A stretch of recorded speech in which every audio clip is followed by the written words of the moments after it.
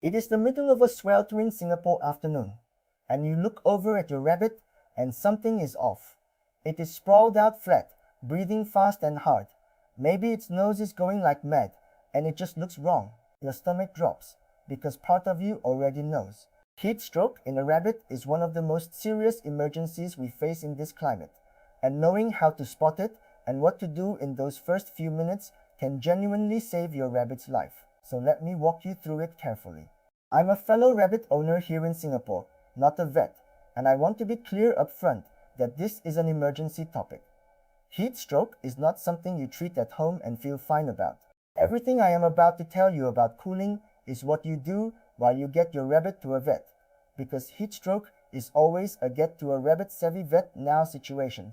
This is one owner helping you recognize it and respond fast, not a substitute for the medical care your rabbit needs.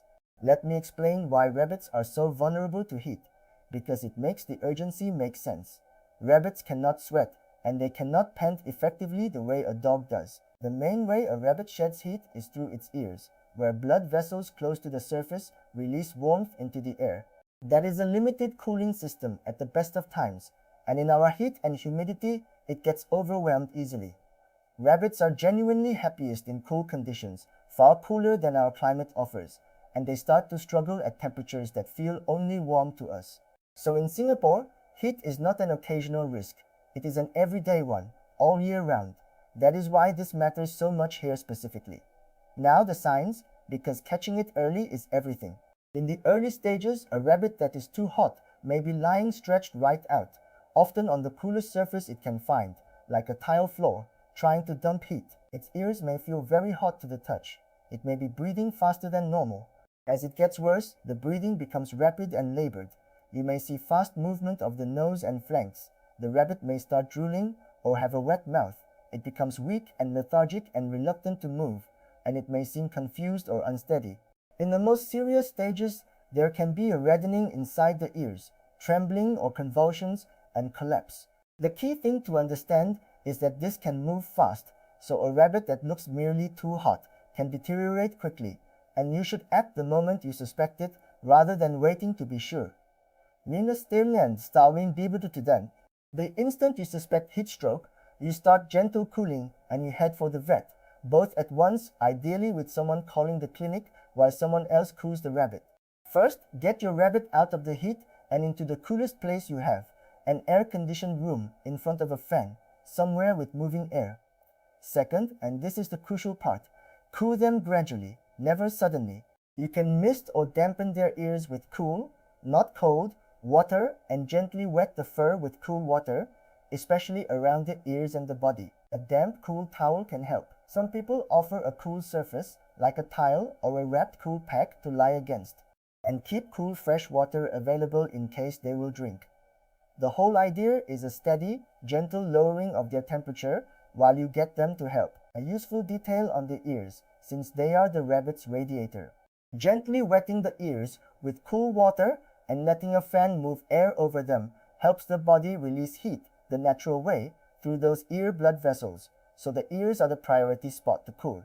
Dabbing cool water on the ears and the paws and letting moving air do its work is gentler and safer than soaking the whole rabbit, which can be frightening and chill them too fast. Keep your touch calm and your movements unhurried, because a panicking rabbit generates more heat and a stressed one is harder to help. And breathing densely, not do, because this is where good intentions cause harm.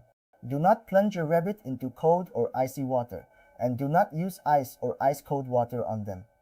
Cooling a rabbit too fast with a sudden cold shock can send the body into shock and can be as dangerous as the heat itself. So cool, not cold, and gradual, not sudden.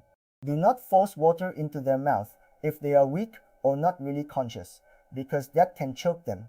Just offer it and let them drink if they can.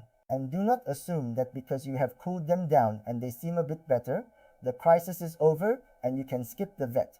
Heat stroke can cause internal damage that is not visible from the outside, and the rabbit that looks like it has recovered can still be in serious trouble. The cooling buys time. It is not the cure. Let me really hammer that last point, because it is the heart of this whole video. Heat stroke is always a vet emergency every single time. Even if your rabbit appears to perk up, you cool them gently because it helps in those first minutes, and then you get them to a rabbit-savvy vet straight away so the damage can be properly assessed and treated. I am a fellow owner, not a vet, so I am not going to tell you it is fine to manage this at home because it is not. The message is simple: cool gently and go. Do both. Do not choose one. Now let me spend a moment on our Singapore reality, because prevention is what keeps you from ever facing that afternoon. Our climate means the conditions for heat stroke are present a lot of the time, so the everyday setup matters enormously. Keep your rabbit out of direct sunlight and away from hot, stuffy, unventilated spots. Never ever leave a rabbit in a parked car or a hot enclosed balcony, not even for a few minutes, because those turn into ovens. Make sure there is always good airflow, a fan moving air, or better, an air-conditioned or naturally cool room during the hottest hours. Always have fresh cool water available. And on the very hottest days, the cool surfaces and wrapped cool packs that owners use as a chill-out spot are genuinely helpful. A frozen water bottle wrapped in a cloth that a rabbit can lie against. A ceramic tile kept cool.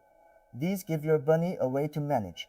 And one specific Singapore worry: if you rely on air conditioning to keep your rabbit cool, have a backup plan for a power cut or an aircon breakdown on a hot day, because a rabbit in a sealed warm room with the cooling suddenly gone is in danger fast. A few more everyday prevention habits that genuinely matter in our flats. Pay attention to where your rabbit's enclosure sits through the day, because a spot that is shady and pleasant in the morning can become a hot trap by mid-afternoon as the sun comes round. So track the sun across your flat and make sure your rabbit is never parked where afternoon sun beats in through a window. Avoid keeping a rabbit on an enclosed balcony or in a small windowless utility space, because heat builds up in those with no escape. And think about ventilation, not just temperature, since still, stuffy, humid air is harder for a rabbit than air that is moving. A fan that keeps air circulating, positioned so the rabbit can move into or out of the breeze as it likes, is a simple lifesaver. Just do not point a strong fan directly and constantly at the rabbit with no way to get out of it. Timing matters too. On a really hot day, save any handling, grooming, exercise, or travel for the cooler morning and evening hours, and let your rabbit rest quietly through the worst heat of the afternoon.